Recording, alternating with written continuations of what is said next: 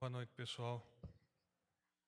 Então, depois aí de quase 15 dias sem briefing, vamos retomá-lo.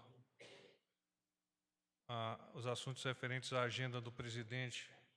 Eu não tive oportunidade de fazer o pré-briefing com o presidente Bolsonaro, de forma que eu só discorrerei sobre a agenda das 11 horas com o ministro Fernando Azevedo, ministro de Estado da Defesa, inclusive a agenda na qual eu participei no Ministério da Defesa, que tratou de detalhes da Operação Amazônia Azul, que tinha o fim principal, e tem, na verdade, o fim principal, de mitigar os danos causados pelo derramamento, ao que tudo indica, criminoso, de óleo no litoral do Nordeste brasileiro, que já vem se espraiando em direção mesmo ao estado da Bahia.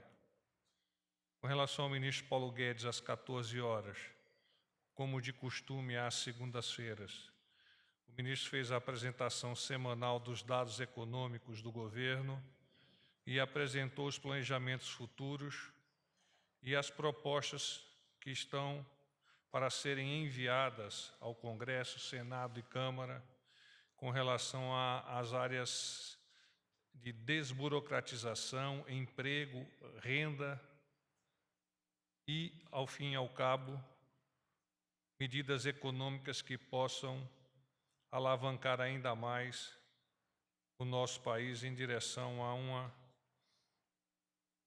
uma nova caminhada, uma nova estrada para o futuro.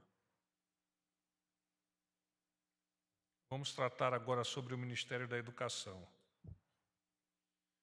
O governo federal, em especial o Ministério da Educação, comemorou a realização da prova neste domingo passado do primeiro Exame Nacional do Ensino Médio, ENEM, da gestão do presidente Bolsonaro, por mais de 3,9 milhões de candidatos.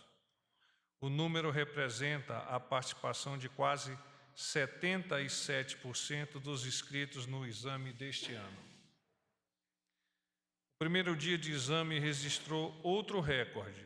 91% dos estudantes inscritos visualizaram o cartão de confirmação da inscrição disponibilizado pelo Instituto Nacional de Pesquisas e Estudos Educacionais Anísio Teixeira, INEP, o que caracteriza o êxito da comunicação e informação aos candidatos. Outra notícia alvissareira do Ministério da Educação diz respeito à ampliação do programa Educação Conectada para mais 24,5 mil escolas públicas urbanas, com o intuito de democratizar o acesso à internet de qualidade em escolas públicas nos próximos 4 anos. Essa iniciativa representa investimentos da ordem de 82 milhões de reais e impactará em quase 12 milhões de estudantes em 4.545 municípios e no Distrito Federal. A maioria das escolas públicas a receber a conexão é da rede municipal. São mais de 13.600 escolas e 5,5 milhões de alunos beneficiados. As demais são instituições da rede estadual de educação básica. Segundo o ministro Weintraub, abre aspas, conectar as escolas é colocar o Brasil em sintonia com outros países e facilitar os principais serviços do MEC. Para realizarmos o Enem digital, é preciso dar condições iguais para todos. Fecha aspas. O Enem digital terá uma edição piloto em 2020 e o objetivo do Ministério é que o principal exame de acesso ao ensino superior do país seja totalmente digitalizado até 2026.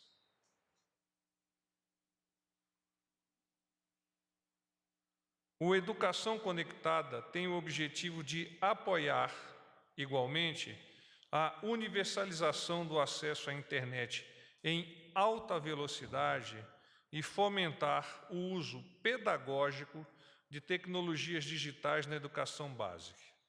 A iniciativa atende ao Plano Nacional de Educação, o PNE, que determinou a inserção da tecnologia nas salas de aula e a formação de professores por meio do ambiente virtual de aprendizagem do MEC. Em 2019, este ano, mais de 100 mil docentes concluíram cursos por esta plataforma. Ministério da Ciência, Tecnologia e Inovação. O Ministério apresentou, por intermédio da Secretaria do Empreendedorismo e Inovação do MCTIC, os detalhes da Rede Brasileira de Tecnologia de Inovação do Biodiesel.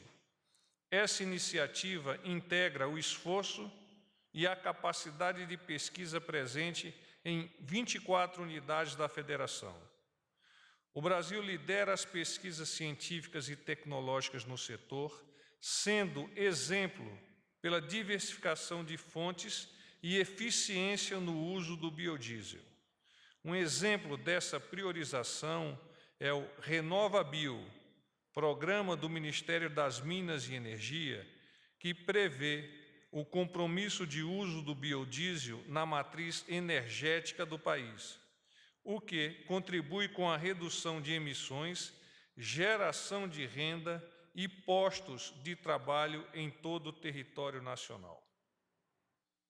Quanto ao Ministério da Saúde, o ministro da Saúde, Luiz Henrique Mandetta, reuniu-se com ministros da Saúde do Mercosul na sexta-feira passada para compartilhar experiências e debater temas do cenário de saúde sul-americano, como perfis epidemiológicos, banco de leite materno, aumento da cobertura vacinal e negociação conjunta de preços de medicamentos de alto custo. A saúde pública é tema prioritário e o Brasil é exemplo em ações no combate e eliminação de doenças por intermédio da vacinação.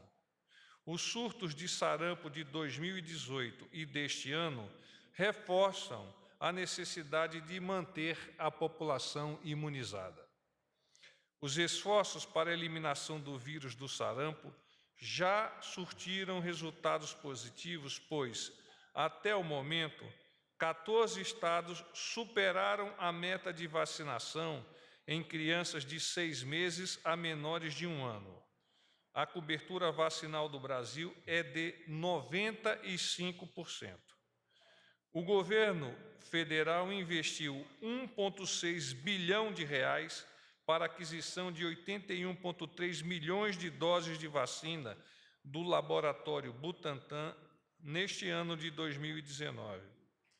A experiência brasileira com a rede de banco de leite materno foi compartilhada durante a reunião.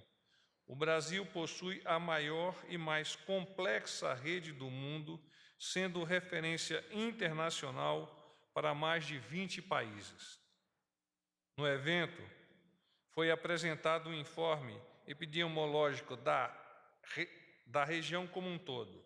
Entre as doenças com maior ocorrência estão a obesidade, o sarampo, a febre amarela, a malária e a tuberculose.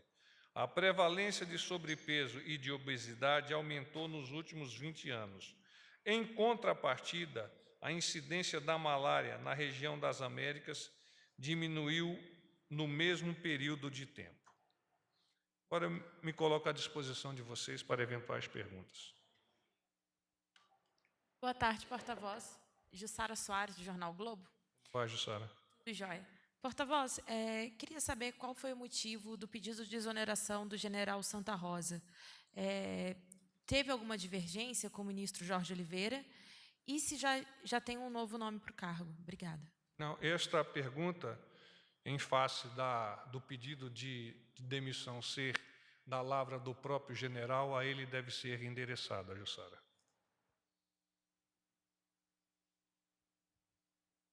Porta-voz, boa noite, tudo bem?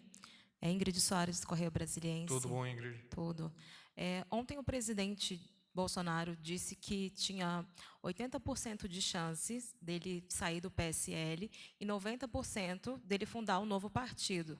Eu queria saber se tem alguma previsão para uma ou para outra dessas opções, por favor. De ontem para hoje não houve evolução em relação a essa vocalização do senhor presidente. Eu não tenho novos dados a aportar em face de que, de fato, neste intervalo de tempo, nada me foi comentado pelo senhor presidente. Boa noite, porta-voz. Tudo bem? Fábio Murakawa, do Valor. Tudo bom, Murakawa? Tudo bem. Porta-voz, eu queria saber a razão da demissão do presidente da Funarte, o Miguel Proença, e se tem alguém mais cotado, ou se já foi escolhido o seu substituto. A gente ouve no noticiário que seria o dramaturgo Roberto Alvim. O senhor tem Não tenho informação? a informação com relação ao substituto, e a razão do handover, da saída do ex-presidente da Funarte, trata-se de uma questão adstrita ao Ministério da Cidadania, e a esse ministério deve ser endereçada a pergunta. Não obstante, o presidente, por considerar esta uma área extremamente importante para a consolidação, não apenas da cultura, mas dos princípios basilares sobre os quais ele militou ao longo da campanha, ele tem uma preocupação direcionada e vem conversando com o senhor ministro daquela área para, juntos, poderem consolidar a próxima indicação. Porta-voz, boa noite, Matheus, da TV Globo. Tudo bom, Matheus? Tudo jóia. Na questão do general Santa Rosa, só para confirmar, o senhor confirma, então, que houve esse pedido de demissão feito por ele mesmo? Ele pediu para sair do cargo? É a informação que me foi passada. Ok. Mudando de assunto, o presidente afirmou no fim de semana que o pior ainda está por vir, em referência às manchas de óleo no Nordeste. Hoje foi perguntado várias vezes na coletiva e ninguém explicou o que era exatamente isso. Ele fazia referência a alguma informação privilegiada ou algum elemento do inquérito que vem investigando? Tem a ver com o agravamento do quadro das manchas? E se sim, não é o caso de alertar a população que depende economicamente dessa área? Hoje à tarde nós tivemos uma coletiva de imprensa, entendo que alguém do seu órgão lá esteve, onde o almirante Puntel e outros agentes das várias agências que estão participando dessa complexa tarefa apresentaram uma série de dados a todos vocês e, por consequência, à sociedade. Quando o presidente expressou-se daquela forma que está incluída na sua pergunta, ele ainda não tinha tido a oportunidade de receber este debriefing por parte do Ministério da Defesa, debriefing este que esclareceu, na medida das possibilidades, o como, o onde e eventuais responsáveis. A Polícia Federal, como apresentada na própria entrevista, já vem buscando fazer chegar até a empresa, ao navio e aos responsáveis solicitações de esclarecimento com relação aos eventos. E uma última pergunta, a gente tomou conhecimento agora no fim da tarde de que os Estados Unidos mantiveram o veto à importação de carne bovina in natura do Brasil. O governo vai comentar esse assunto e essa postura rompe algum combinado que foi feito entre o presidente Bolsonaro e o presidente Trump ou entre as equipes diplomáticas? A nossa expectativa é de que este veto não se mantivesse. Não obstante, a ministra Tereza Cristina, extremamente ativa nesta área, há de deslocar-se, salvo o melhor juízo, dia 17, a confirmar, e nesta ocasião, neste deslocamento aos Estados Unidos, tratará, obviamente, deste que é um dos temas importantes da pauta com aquele país. O que nós sabemos de momento é uma futura ou uma próxima, não sei exatamente o tempo, de uma nova inspeção, mas temos todas as capacidades, já as apresentamos aos nossos interlocutores e a expectativa é que, muito pronto, esse mercado esteja aberto igualmente como tantos outros à carne brasileira. Boa noite, porta-voz Manuela Albuquerque, do Tudo bom, Metrópolis. Manuela? Tudo bem? Tudo ótimo. Ainda sobre o óleo no Nordeste, eu não fui à coletiva, se foi dito isso lá, peço desculpas. Enquanto presidente em exercício, o general Mourão chegou a dizer que General poderia... quem? Mourão. Ah, o Mourão, General Mourão, o presidente, sim. Quando O vocês estavam em vice-presidente. viagem. Isso. Perfeito, desculpe. Quando ele estava no exercício da presidência, então, ele falou na possibilidade de acionar um seguro dessa empresa. Eu queria saber se o governo brasileiro está avaliando essa possibilidade ou outras possibilidades para, enfim, cobrir esses danos materiais. Existem padrões que são desencadeados em acidentes dessa natureza, e esses padrões são analisados pela IMO, que é a Organização Internacional Marítima. Aqui no Brasil nós temos uma autoridade marítima, que é o próprio comandante da Marinha. No contexto disso, as embarcações e as empresas, elas têm que contratar seguros para eventualidades como esta que nós estamos tratando. O quanto é este seguro e o como há de ser desembolsado, eu não tenho dados agora.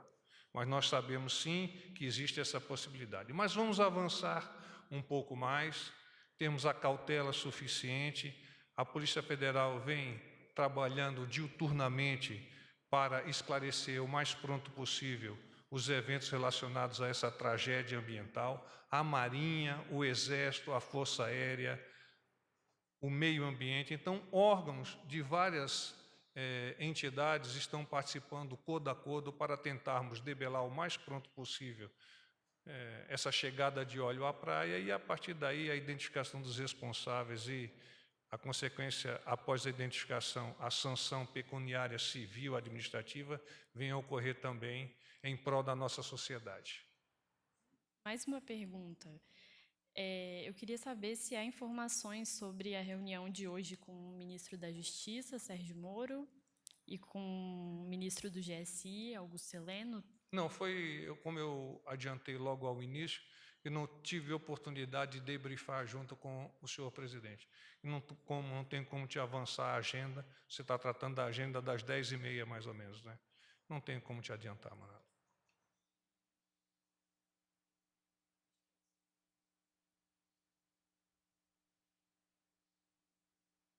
Boa noite, porta-voz. Maurício Ferro, do Poder 360. Vai, cara. Bem, porta-voz, o presidente hoje teve uma reunião longa no Ministério da Defesa, de aproximadamente 2 horas. Ele tratou sobre a Amazônia e sobre o óleo no Nordeste. Eu queria saber se ele tratou também sobre as queimadas no Pantanal. Não foi tratado. Enquanto, ao menos eu lá permaneci, durante todo o briefing, não foram tratadas questões referentes à queimada do Pantanal. Estivemos adstritos à questão da Operação Amazônia Azul, que é esta do mar, e ainda se comentou, ainda que superficialmente, a questão da operação lá em cima, Amazônia Verde. Mas o governo pretende tomar alguma iniciativa em relação às queimadas? O governo nunca deixará de tomar iniciativas, em particular quando elas possam afetar tão drasticamente a população das diversas áreas, dos diversos biomas, como é o caso específico do Pantanal. O senhor pode detalhar quais seriam essas iniciativas? Eu não tenho especificamente quais são as ações, e neste caso, por tratar-se de questão técnica, melhor endereçar a tua pergunta ao Ministério do Meio Ambiente e igualmente ao Ministério da Defesa, que estão trabalhando de forma consorciada. Boa noite, a Luciana Verdolim, da Jovem Pan. Entendo. O presidente vai amanhã ao Senado entregar aquele pacote de medidas... Eu pedi a confirmação agora do chefe do gabinete do presidente e ele ainda não me respondeu. Tudo indica que sim, mas eu prefiro aguardar a confirmação e a colocação deste evento na agenda. O presidente do Senado, inclusive, eu vi já que anunciou... foi emitido um Eu queria aviso saber de se pauta, o senhor podia né? fazer um comentário sobre o objetivo... Claro, o objetivo é a presença do presidente fortalecer as ações que são desencadeadas pelo governo, especificamente neste caso pelo Ministério da Economia, a fim de, pós-previdência, outros eventos que são tão importantes possam ser qualificados pela presença do presidente junto ao Congresso, Senado e Câmara. Mostrar a importância que o presidente vem dando a esses novos eventos que vão somar-se à aprovação da nova Previdência, dando oportunidade para que o Brasil possa crescer ainda mais rápido. Aliás, tivemos hoje uma subida, ainda que pequena, mas já uma subida do índice de crescimento, e a nossa expectativa é que o ano que vem isso possa ser ainda mais qualificado. Paz e bem.